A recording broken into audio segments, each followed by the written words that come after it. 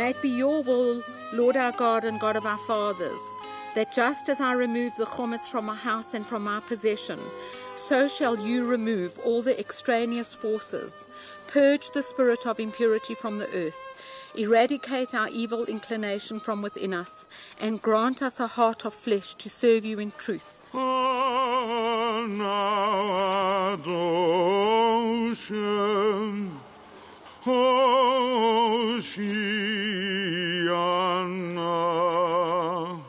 The main ritual associated with Pesach is the Seder Night. It's a time that the family gets together. There are a series of rituals that happen. There's a fair amount of matzah eating that goes on.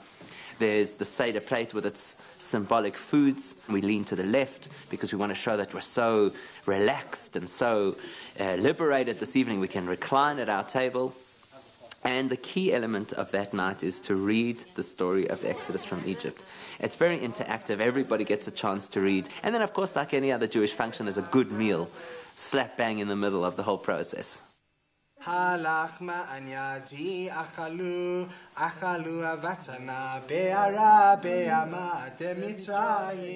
This is the bread of affliction that our forefathers ate in the land of Egypt. Whoever is hungry, let him come and eat. Whoever is needy, let him come and celebrate Passover. Here we are here. Next year may we be in the land of Israel. Now we are slaves. Next year may we be free men. So according to Jewish mysticism, 7 is the number that holds the secret to the inner workings of the spiritual self.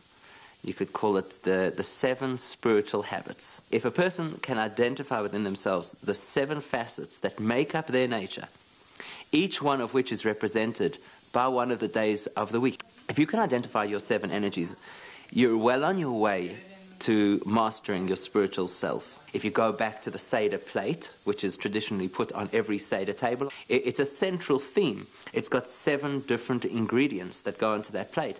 Again, they're supposed to represent these 7 different traits, because Pesach is the time that we sort of switch them on, and then we go for 7 weeks after that, honing them and developing each of those 7 elements in a brand new way that we haven't ever done before.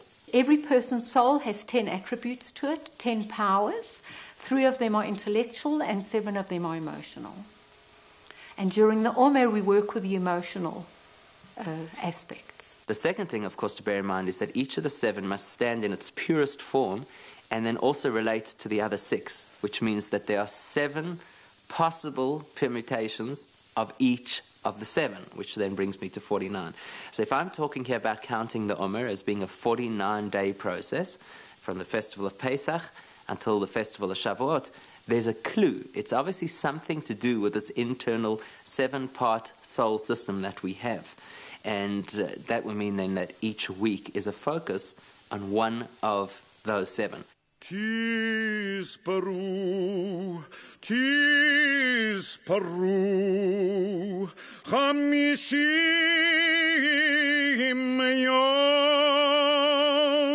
We don't count the Omer on the first night of Seder because that is the night that we were actually liberated. So the night that we actually left Egypt and the next day that follows when we were leaving Egypt, we don't count the Omer. The counting of the Omer only begins on the day after that. Because the Jewish day begins at nightfall, so that's the time to count the Omer. As it gets dark, now it's the new day. Now you count the Omer. And it's done with a blessing. As we would do over any other Jewish ritual, there's a blessing, that this is the blessing for counting the Omer. Then we say the number aloud. Today is day 1 of the Omer.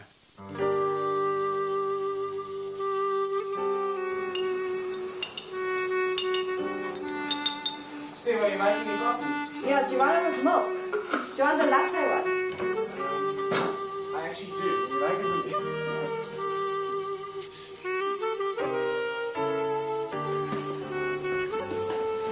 Hello. Yeah? Just gotta go. Do you want to say it all that? No. Haven't you got long nights, eh?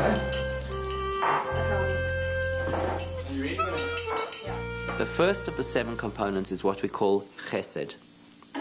Some people will just simply translate that as kindness, which is an accurate translation. If I am doing chesed, if I'm doing kindness, then I'm taking something of mine and I'm sharing it with somebody else. So it becomes iconic for any time that a person moves from themselves outward. Now that could be because I want to share kindness, that could be because I want to share ideas. That could also be because I'm pushy. You see, every one of the 7 that we're going to examine could manifest positively or negatively.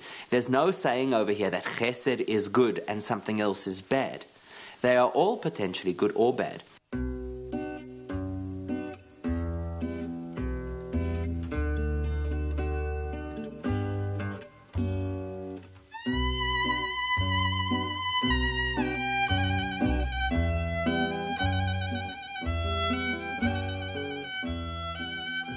So today is the second day of the Omer, and the energy of today is Gevura Sheba Chesed, which is a giving out to other, the Chesed, but also somehow a withholding of that giving. It's not just a complete flow of giving out, there's some restraint in the giving.